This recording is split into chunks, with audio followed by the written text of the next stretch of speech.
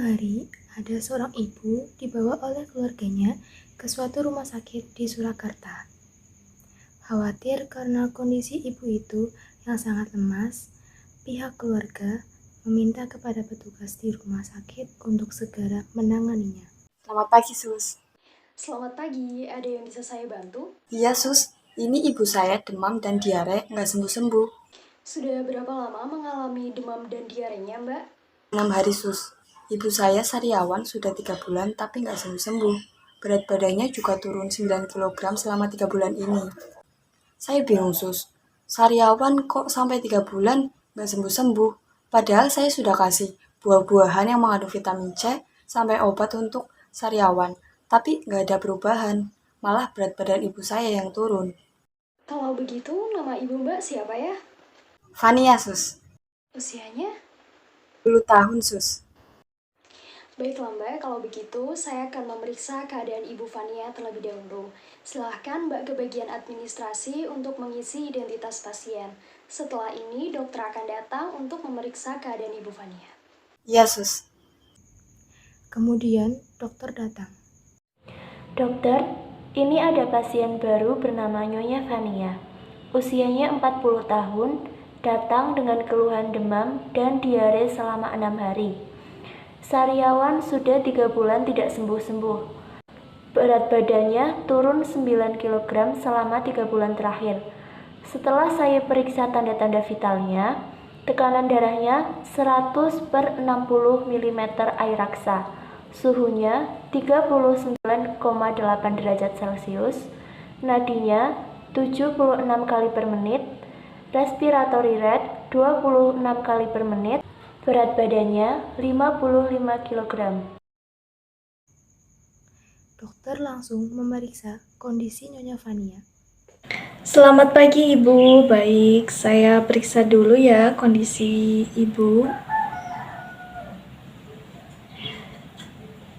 Oke, sudah berapa lama Ibu demam dan diarenya? Jadi saya sudah demam sama diare selama 6 hari, Dok. Selain itu, saya juga ada sariawan kurang lebih 3 bulan. Saya jadi takut, saya sakit apa? Kenapa nggak sembuh-sembuh, Dok? Oke, baik kalau begitu sekarang Ibu coba buka mulutnya.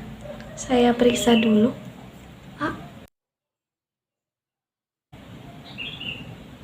Oke. Baik, Mas dan Mbak, dikarenakan kondisi Ibu sudah diare 6 hari dan juga sudah kehilangan banyak cairan, maka kami perlu melakukan tindakan pemasangan infus dan juga kami sarankan kepada Ibu untuk dirawat begitu karena mengingat kondisi Ibu yang sudah sangat lemah. Nah, selain itu juga kami perlu melakukan tes laboratorium begitu. Dok, gak apa-apa dirawat aja, yang penting ibu saya bisa sembuh. Bagaimana dok? Apakah pasien sudah bisa dipindahkan ke ruang rawat? Iya, silahkan Sus. Pada hari kedua, Sus minta tolong nanti konfirmasi ke bagian lab untuk mengambil sampel darahnya Nyonya Fania ya. Iya, Dok. Selamat sore Ibu, saya petugas laboratorium. Di sini saya akan mengambil sampel darah Ibu. Tujuannya untuk mengetahui diagnosa penyakit yang Ibu derita. Apakah diizinkan, Bu? Iya, Mas. Oke, Ibu. Pengambilan sampel akan saya lakukan. Mohon izin, Bu, pandangannya dirapikan terlebih dahulu agar Ibu nyaman. Oh ya, Bu. Mana tangan kanannya aja, Bu? Ya. Pengambilan sampel ini akan terasa sedikit sakit ya, Bu. Mohon tarik nafas pelan-pelan. Ya. Lihat saya, Bu. Ya. Oh, iya, Mas. Bu, terima kasih, Bu. Terima kasih atas kerjasamanya, Ibu. Nanti untuk hasil labnya akan saya sampaikan kepada perawat. Ntar perawatnya yang menyampaikan ke Ibu. Terus saya mohon izin meninggalkan ruangan ini ya, Bu. Terima kasih, Bu. Baik, Mas. Terima kasih. Jadi gimana, Sus? Hasil laboratorium saya? Hasil labnya belum keluar ya Bu, nanti kalau sudah keluar saya langsung infokan ya. Ya sudah sus, nanti kalau sudah ada hasilnya saya kasih tahu ya sus. Saya capek sakit kayak gini terus sus. Iya Bu, pasti saya infokan. Tekanan darah Ibu 100/70 ya Bu, dan suhu tubuh Ibu 39,5 derajat Celcius. Ini obatnya diminum dulu, agar demamnya cepat turun ya Bu. Oh iya sus.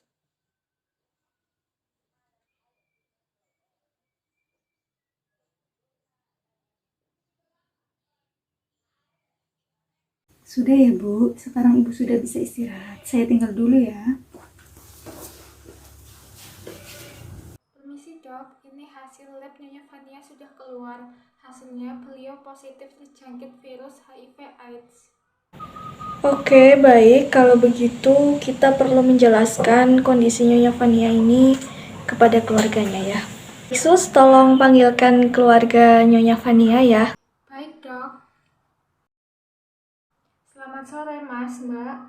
Mari ikut saya ke Nur Stasiun. Ada yang ingin diinformasikan oleh dokter mengenai penyakit ibu. Baik, Sus.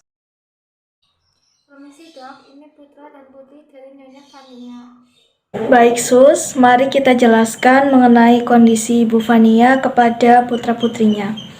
Begini Mas dan Mbak, berdasarkan hasil laboratorium dan juga pemeriksaan mengenai penyakit Ibu Fania, maka dari hasil lab kami dapat mendiagnosis bahwa Ibu Fania mengidap penyakit HIV/AIDS, begitu. Kok bisa dok? HIV itu apa? Bisa disembuhin nggak dok? Jadi begini mas, mbak. HIV adalah virus yang menyerang sistem kekebalan tubuh. Sampai saat ini, HIV/AIDS belum ada obatnya. Terus bagaimana sus? Saya takut. Jangan beritahu ke ibu saya ya. Tidak bisa mas, bagaimanapun juga Ibu Fania harus mengetahui tentang penyakit apa yang dideritanya dan beliau juga berhak untuk memutuskan pengobatan apa yang akan diterima nantinya, begitu. Saya takut ibu saya sedih dan depresi, dok. Tolong saya, jangan beritahu masalah ini ke ibu saya. Baik Mbak, untuk saat ini kami tidak akan memberitahukan kondisi Ibu Mbak, tapi secepatnya Ibu harus tahu tentang kondisi penyakitnya ya. Ya, terima kasih dok. Selamat sore Ibu, ini ada obat yang harus segera Ibu minum ya. Obat ini untuk menurunkan demam Ibu.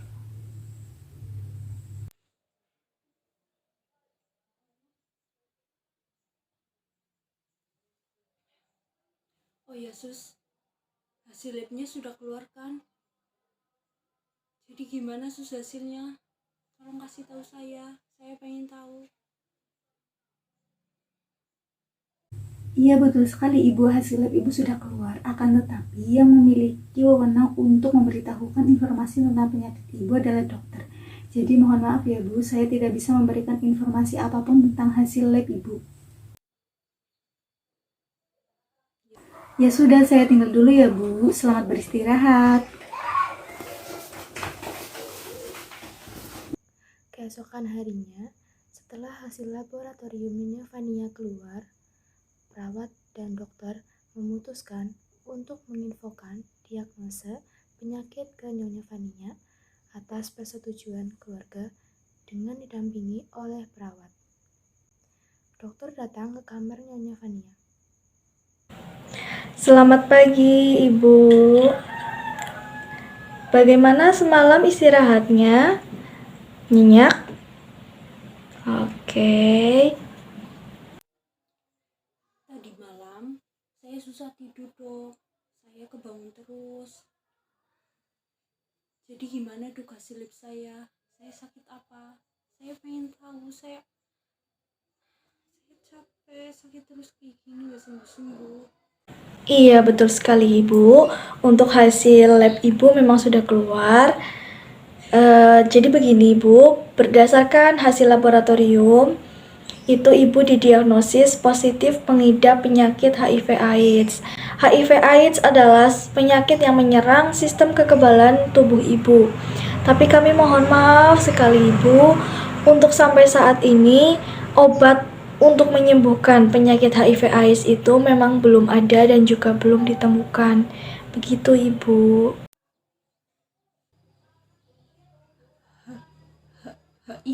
HIV dok.